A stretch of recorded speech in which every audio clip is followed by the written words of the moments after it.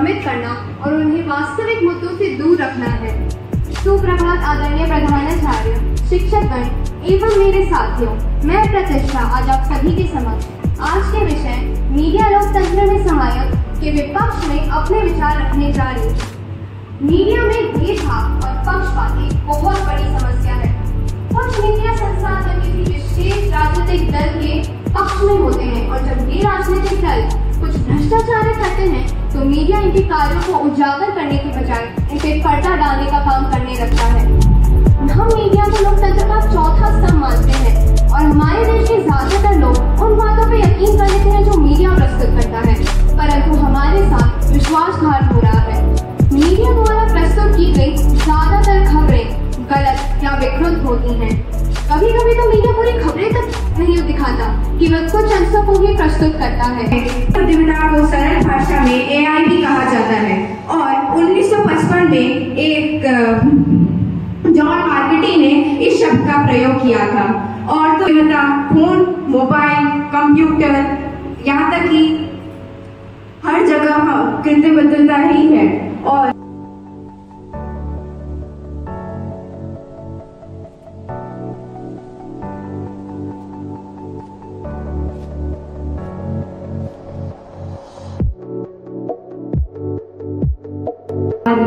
अच्छा नहीं है और हमारे लिए वरदान नहीं है।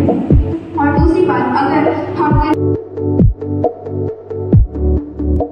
जीवन में बहुत उपयोग है तो पुस्तक का क्या उपयोग? ज्यादा से ज्यादा विद्यार्थी उसका यूज करते हैं ताकि उनका होमवर्क ज्यादा अच्छे से हो सके।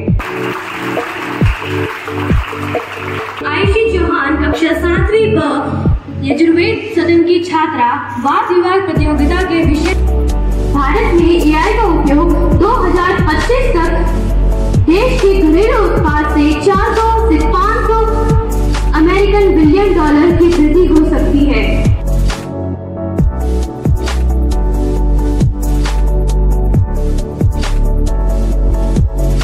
जैसे कि सांबित हाउस से शिक्षा ने मुझे प्रश्न पूछा कि AI यदि इंसानों का इतना उपयोग करेगी तो फिर इंसानों की नौकरियों का क्या होगा? तो मैं ये बोलना चाहूंगी कि AI इंसानों की मदद करती है और वो कठिन से कठिन काम करती है, ना कि इंसानों की नौकरियों को खत्म करती है। आज हम तकनीकी प्रगति के युग में आपने ChatGPT, Gemini और ऐसे ही अनेक AI मॉडल्स के बारे में सुना, जिन्होंने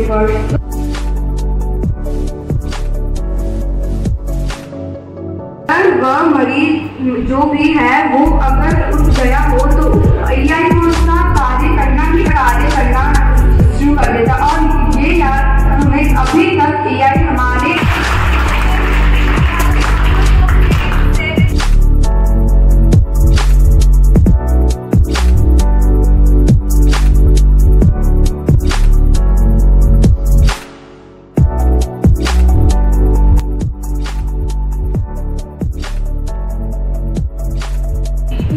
जनता के सामने नहीं लाती। इसका मतलब तो यही हुआ कि मीडिया पैसों में बिक रही है।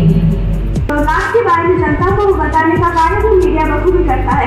मौसम, कई मीडिया चैनल में मौसम, वर्षा आदि की खबरें प्रस्तुत की जाती है।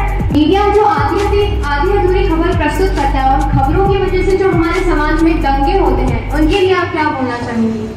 मैं तो सबको विषय की जानकारी ही नहीं मिल पाई। अब मैं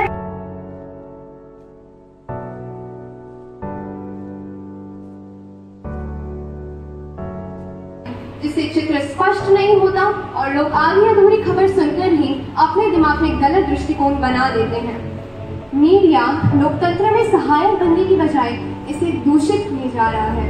मीडिया इतनी शक्ति रखता है कि वह किसी इंसान को बना भी सकता है और किसी इंसान को नष्ट भी कर सकता है। मीडिया की आधी अधूरी खबरों की वजह से आज भी हमारे देश में कई गुनहगार आजादी से घूम रहे हैं और कुछ निर्दोष लोगों को जेल जाना पड़ा है, जैसे कि जिग्ना बोरा एक मशहूर क्राइम जर्नलिस्ट थी। उन्होंने छोटा राजन जैसे लोगों के खिलाफ आवाज उठाई, परंतु मीडिया ने क्या किया? मीडिया ने छोटा राजन के डर से जिग्ना बोरा को ही जेल में भेज दिया। तो अब आप ही मुझे बताइए, जो मीडिया अपने खुद के लोगों के साथ ऐसा है, क्या वो हमारे इसमें कुछ कर सकता है? कभी कभी मीडिया लोगों की व्यक्तिगत जिंदगी में भी दखल देता है। इससे लोगों की निष्ठा का उल्लंघन होता है।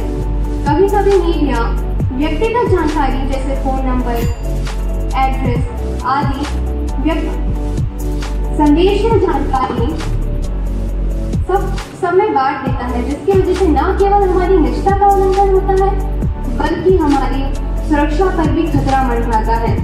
जब हमारे देश में कुछ महत्वपूर्ण घटना चल रही होती है तो कभी कभी मीडिया हमें वो ना दिखा के कुछ और दिखाता है जिससे हमारा ध्यान भटके। तो इससे हमें यही पता चलता है कि मीडिया किसी दल के साथ मिला हुआ है, और क्योंकि वह दल नहीं चाहता कि हम लोग खबर देखें तो मीडिया भी हमें वो नहीं दिखा रहा है। जो लोग मीडिया में आना चाहते हैं, सरकार को उनके लिए कुछ नियम निकालने चाहिए ताकि उनकी देश के प्रति अपना प्रेम और अपनी काम के प्रति उनकी ईमानदारी का पता चल सके, क्योंकि एक पत्रकार की एक गलती की वजह से भी हमारे पूरे देश को भुगतना पड़ सकता है और पूरे विश्व में हमारे देश का नाम कम हो सकता है। अंत में मैं यह कहना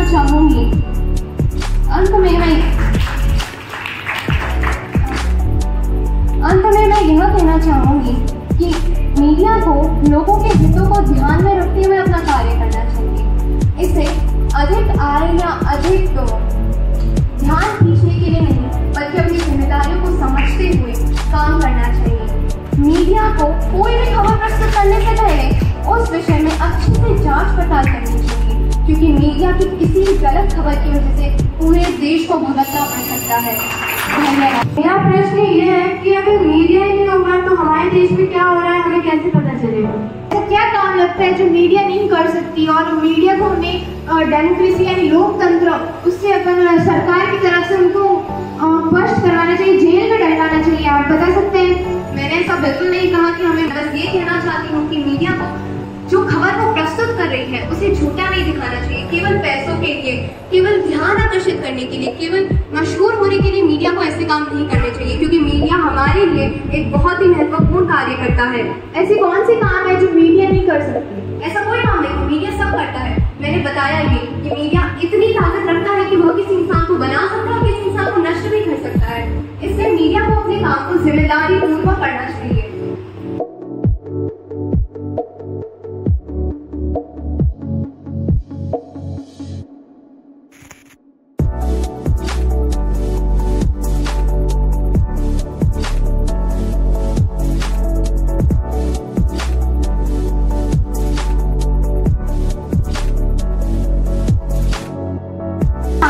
लोकतंत्र के चौथे स्तंभ मीडिया लोकतंत्र के विपक्ष में बोलना चाहूंगी। डॉक्टर अब्दुल कलाम साहब ने ठीक ही कहा है कि बिका हुआ पत्रकार डराकर का चौथा स्तंभ होना था, खबरों की दुनिया में जिसको पावन होना था।